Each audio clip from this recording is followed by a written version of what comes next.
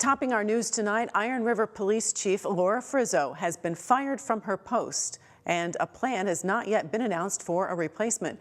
That leaves the city of Iron River without a police chief tonight. Iron River Police Chief Laura Frizzo was fired Friday by City Manager David Thayer. Thayer told Local 3 News by phone this morning the two had different management styles and irreconcilable differences.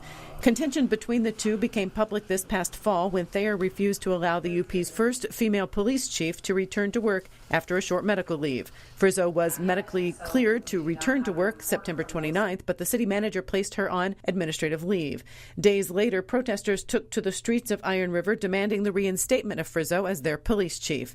At that time, Thayer would not comment about the protest, but today he said there is no interim police chief, but that the city will soon begin a search for one. Laura Frizzo herself released a statement today through her attorney saying she is very disappointed with her termination and was hopeful differences could be resolved to allow her to return to her position.